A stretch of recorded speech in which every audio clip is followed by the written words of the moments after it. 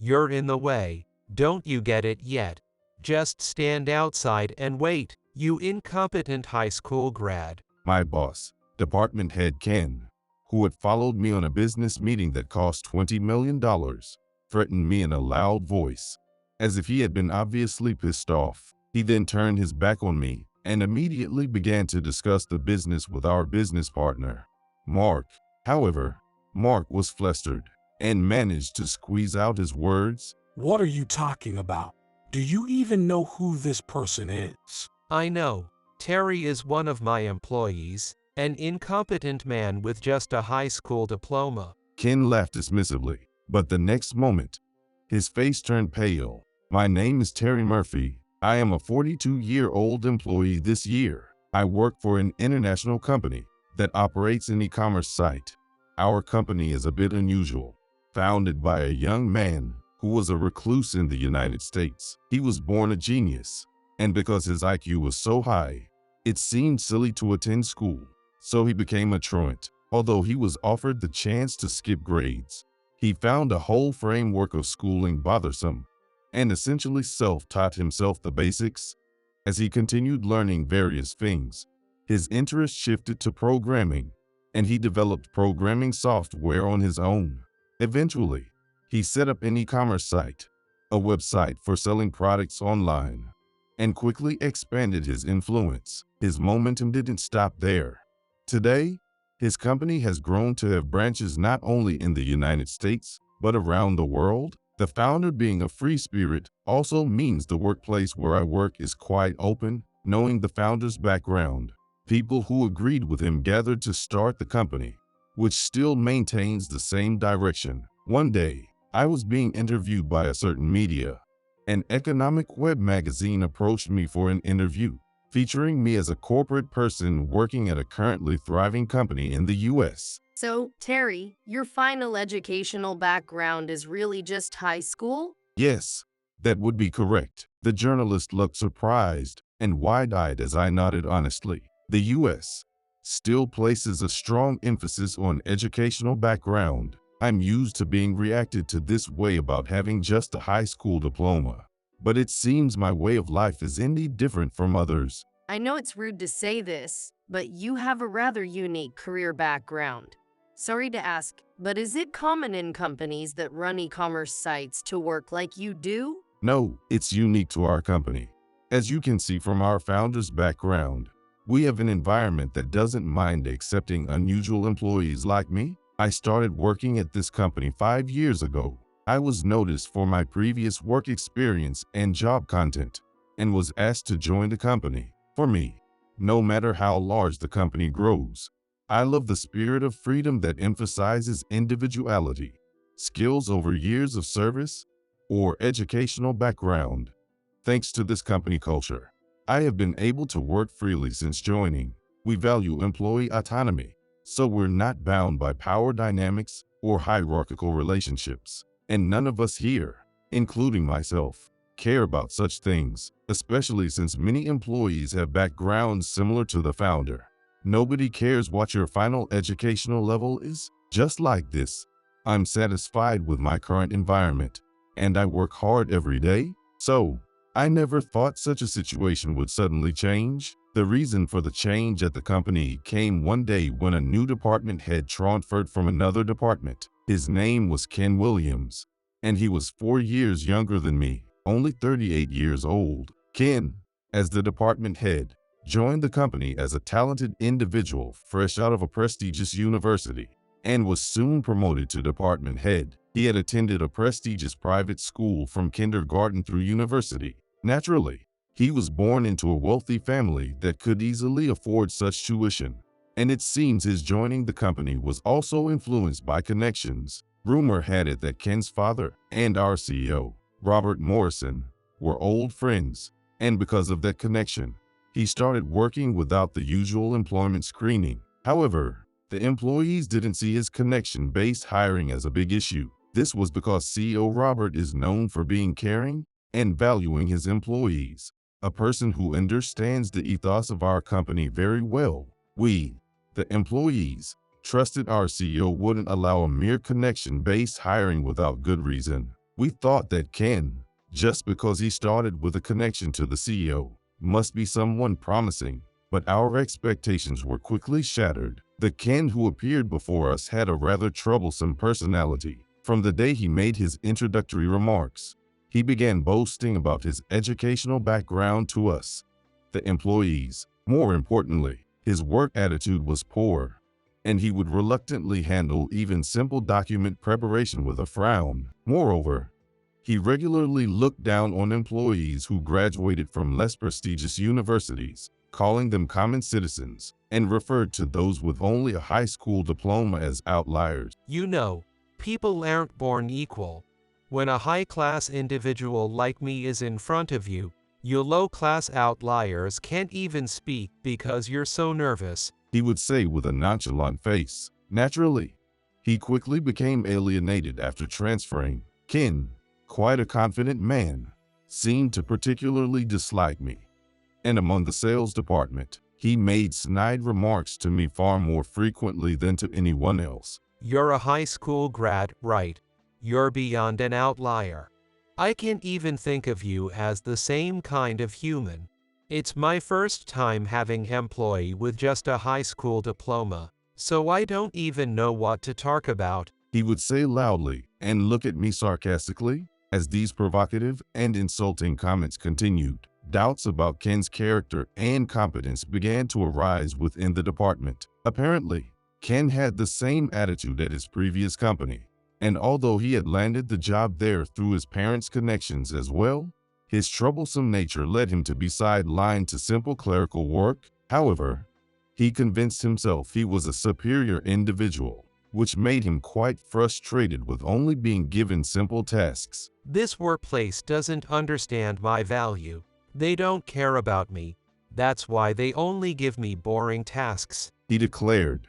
And that was the real reason he jumped from his previous job to our company. But even in this workplace, Ken was not allowed to participate in significant deals as he wished. Consequently, Ken became utterly discouraged and started blatantly slacking off. He spends his days catching employees as they pass by, only to boast about himself and lecture them. I graduated from a famous university. I get along with the top executives of that company. I was the one who salvaged a deal that was almost broken off. Director Ken does not attempt to work at all, but rather loudly brags to any passing employee. Moreover, he lacks knowledge of the work and even misses regular meetings. Employees started to wonder why such a person is even in the company. Still, the reason Ken remains seated as the department head might be because the company has grown significantly. The company used to be a group of eccentrics and mavericks, sharpened by being scouted from other companies, but now it has an environment where people with a certain educational background, found through typical job hunting, work side by side as a matter of course. This company, which has become like a typical company, has even started to accept hires through connections. In this trend, the company has continued to employ highly educated but non-working employees like Ken. Yet Ken himself does not doubt that he is capable and confidently declared, In reality, I delegate the actual work to the rank-and-file employees. As a capable department head, I excel at supervising and directing my employees. After Ken arrived, everyone eventually gave up on taking him seriously, and if he was just slacking off alone, they preferred to turn a blind eye. Ken is originally incompetent, so it's better for us if he doesn't interfere with our work. This is how the handling of Ken became known within the department, but it soon led to a problematic situation. Ken, who had always targeted me because of my educational background, began to focus on me even more as he became ignored by everyone else. An interview for a web magazine, getting all excited about it. Aren't you getting a bit too carried away? No, I'm not getting cocky. As soon as the interview I had participated in was published, Ken frowned and confronted me. Apparently, because he isn't praised by anyone, seeing others get praised makes him unable to hold back his complaints. By the way, I hear you've consolidated several contracts with a major manufacturer. That was just proceeding as per the existing contracts. Upon hearing my words, Ken picked up the documents about the contract from my desk and scrutinized them. Then, dismissing them with a flick of his hand, he retorted, Well, I suppose an employee who is high school grad can only come up with plans of this caliber. If I were in charge, I wouldn't have produced such shoddy plans. Clearly, there's a limit to what high school grads can do. dumbfounded by his blatant manner. All I could do was remain silent. Ken, younger and highly educated, and I, older with only a high school education. Our backgrounds could not be more different. For Ken, there couldn't be an easier target for him to feel superior. Yet, I was utterly dumbfounded by Ken's words. If I had been in charge of this contract, I could have utilized the connections from my private, top-tier university. Compared to someone like you who just finished high school, I could have put together a far more luxurious plan. That's something, isn't it? Ken's bragging always sounds like a child throwing his weight around. With his high education, he must think he has hidden talents and is a very capable person, looking down on others. I've met people like him before, but this is the first time I've encountered someone who insults others so blatantly. I thought I could endure it until he was transferred again, but being continuously ridiculed for my achievements started to wear me down mentally. Still, as a title, Ken is our boss, and it's not easy to contradict him. As the atmosphere in the department gradually became heavier, I, representing the team, went directly to the CEO. I suggested that they either give Ken some guidance or reassign him, but I never thought it would backfire. One day, I was steadily preparing for an upcoming negotiation. Just then, Ken approached me and suddenly said something unexpected. Hey, Terry, you've been working hard, but I've decided that this negotiation is too much responsibility for you, so please step back. That's not true. The client has been dealing with me from the start, and they favor me. Caught off guard by this sudden conversation, I was completely flustered. The client I was preparing the negotiation for is a company I've been involved with since I joined this company. I explained that we had a long-standing relationship and that the meetings had been going smoothly. But Ken, far from being convinced, shook his head as if in dismay. What a clueless guy. Did you check your client's background? They're elite and highly educated, just like me. Indeed, Mark from the client side did graduate from a top university and is a capable person who runs an IT company. But how does that justify changing the handler? I couldn't possibly agree to step down unilaterally when I had carefully maintained and built trust with my client. I couldn't help but retort, but Ken ignored me and arbitrarily picked up the documents. He briefly skimmed through the contents and then clearly stated, I can't leave such an elite client in the hands of someone who is a high school grad. Handling elite clients indeed requires someone highly educated like me. But Mark has been assigned to me. Our CEO should know this as well. I desperately clung to the CEO. I figured that being cautioned by the CEO would be the most effective for Ken, who was hired through connections. But unexpectedly, Ken laughed as soon as he heard my words. The CEO himself asked me to. Who are you, Terry? The CEO has personally instructed me to guide you closely in your future work. With that, Ken reached out to me in an annoyed manner. Once you understand the situation, hand over the rest of the documents quickly. It's unthinkable to let a high school grad handle elite clients. Excuse me, but Mark has stated that he wants to deal with me. Changing the person in charge unilaterally without any communication could lead to issues. Ken's expression gradually turned to one of irritation as I refused to give up. They're just flattering you. It's frustrating how low-skilled high school graduates like you can't even understand that. It's not flattery. They are well aware of who I am. It seems Ken realized that I was not going to change my stance. With a click of his tongue, before I could speak further, he bluntly declared, Anyway, I will be attending the negotiation. Remember, if you act without permission, you'll be disciplined. Thinking back, I should have consulted with the CEO right there. However, believing that I could handle the situation, I faced the day of the negotiation. Ken had been giving me a hard time up to this day. After all, It was a big deal involving $20 million. Perhaps desperate for recognition, Ken did everything to sabotage and insisted on handling the negotiation alone. Somehow, I managed to accompany him, and he seemed quite excited about the big transaction ahead. At the client's office, Mark, the contact person, was already waiting for us, greeting us with a smile. Mark is a prodigy who graduated from a prestigious American university before studying abroad at an even more prestigious institution in England. After graduating, he got involved in managing a company in America and is currently expanding his business in collaboration with our company. Thank you for coming today. Thank you for your continued support. Mark, although a president, has a friendly and bright personality and takes the lead in creating a relaxed atmosphere even in critical business discussions.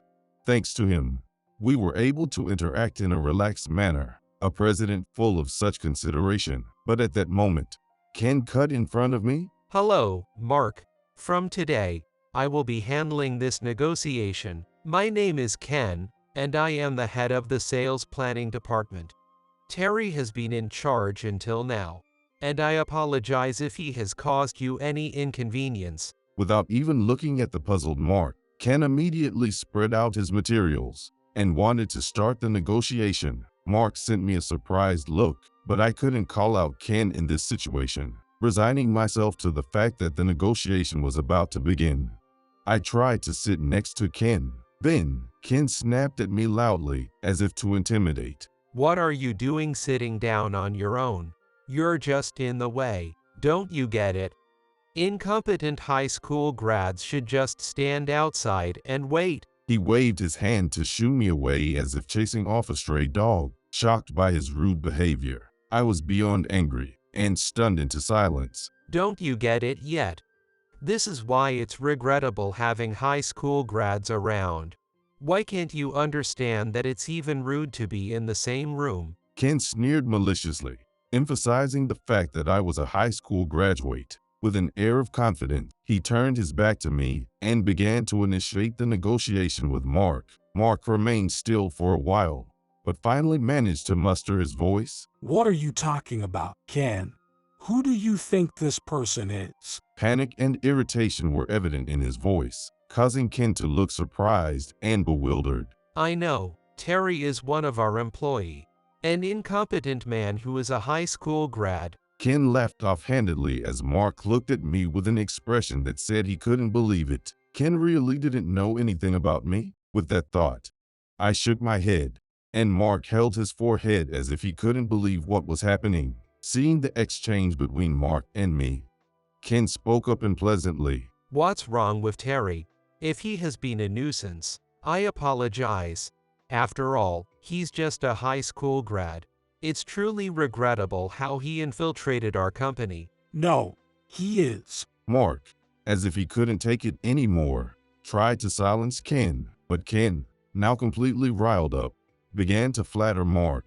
By contrast, I graduated from a famous top university. While I can't match Mark's brilliant career, rest assured that I will handle the discussions from now on. As Ken spoke, it almost felt like the temperature in the room was dropping, but he seemed oblivious, continuing to force the conversation while smiling smugly, trying to secure the $20 million deal for himself. That incompetent high school graduate probably didn't explain things adequately, so let me clarify things for you. Understood. Mark nodded gravely, and Ken smiled triumphantly, thinking he had succeeded. But the next moment, it was Mark who changed the course of the conversation. Excuse me, Ken. It's clear you know absolutely nothing about Terry. What do you mean by that? Mark explained calmly but firmly to Ken. It seems you're unaware that Terry is actually a co-founder of the parent company, essentially the headquarters of the company you work for. No way, co-founder. Terry, you're joking. It must have been an unexpected revelation, Ken muttered in disbelief, even in front of Mark. However, Mark sighed deeply with a look of exasperation and began to explain slowly. If you had been following economic news, you would know this is common knowledge. Terry's name is all over the place. Mark operated his tablet and showed a screen displaying an interview article about me. Not only the recent web media interview I had at the company, but also past published books, industry newspapers articles, and even my appearances on radio and TV. Showing my face and name were displayed one after another. In fact, I had lived a life similar to that of a company founder. In domestic schools, I couldn't engage in the standard curriculum, and it became utterly boring for me. Feeling that going to school was a waste, I secluded myself at home and taught myself programming. During that time, I discovered a bug in a business venture already established by the founder, which I pointed out via email. This sparked a personal exchange. After continued interactions across the seas, I was personally invited by the founder, who took a liking to me. When he was setting up the current company, I was listed as a co-founder to handle the division of labor and to streamline operations. After that, the company grew successfully, and satisfied with my contributions, I retired. I was thinking of relaxing abroad when, out of the blue, the CEO Robert, an acquaintance, asked me to work at this company. Robert's managed American branch was still very small,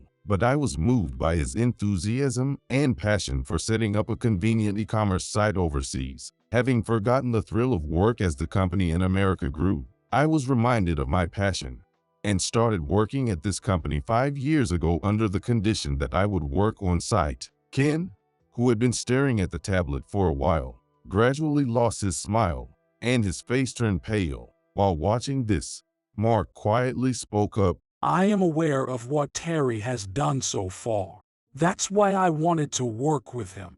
Please understand. But he really is just a high school graduate. Someone with an embarrassing educational background that I would be ashamed to introduce anywhere. Ken, completely flustered, began to shout hysterically, spitting as he spoke. The value system of educational elitism that he had believed in was crumbling, and learning the true identity of someone he had belittled as inferior seemed to have disturbed his peace of mind. Smirking unnervingly, he continued to fawn over Mark. Terry is ignorant and uneducated. An embarrassment. Please let me handle this directly instead of this fool, and I ask you to please proceed with this contract. What I value is not education but achievements. Besides, I don't want to talk to someone like you. Pointed out sharply by Mark. Ken jerked his shoulders up in shock. Mark, not with his usual calm expression, but with a bitter look, glared at Ken. Who is the one without knowledge? Aren't you the one who didn't know about Terry's achievements? It's absolutely impossible to negotiate with such a person. If it's not Terry, then there's no deal. Wait, please listen to me. I am truly excellent and well-educated. I promise I will do a satisfactory job. Mark looked thoroughly disgusted as he stared down Ken, then stood up to leave. Still, Ken clung desperately, trying to hold him back, but his behavior was as repulsive and pitiful as could be. Seeing this, I couldn't just stand by any longer, so I stepped forward. Ken, it's best if you stop now. Shut up.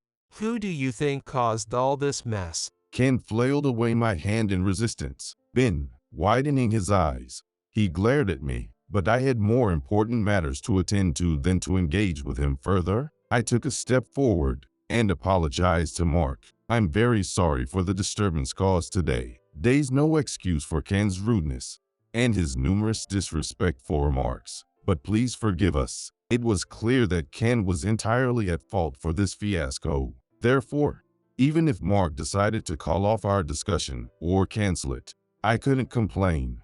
It was unavoidable. Yet, I felt compelled to apologize once, and he responded with a gentle voice. Terry, I have no problem proceeding with our negotiation as planned. He stated this decisively, then turned his gaze to Ken. Shouldn't you be the one apologizing, Ken? Well, that. Even now, did he think bowing his head would mean admitting defeat? Ken squirmed uncomfortably, glancing between me and Mark. Then Mark stated firmly, If you still don't understand, then please leave. I have important business matters to discuss with Terry. I will handle the negotiations.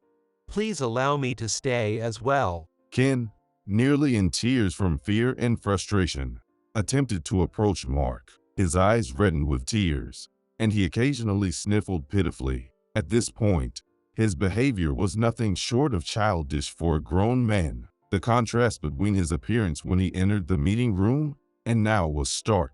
But Mark delivered a final ultimatum. I am telling you to leave. I don't want to see your face anymore. Upon hearing this, Ken staggered back a few steps, mumbling incomprehensibly. Yet, as Mark and I looked on calmly, realizing that he had no allies, Ken's shoulders slumped, and he exited the office. Afterwards, Ken went straight to the CEO, Robert, to complain that I had monopolized the negotiation, but instead, he was the one who ended up being reprimanded. You've caused a great deal of trouble. It was only thanks to Terry that things worked out this time. But why did you interfere with his work? But didn't you tell me that I should be personally guiding Terry in his work from now on? Ken must have thought Robert would join him in anger. He tried to seek comfort from Robert, but this only incensed the CEO further. What are you talking about? The opposite. I instructed you to go to work with Terry and learn his way of doing things. No way.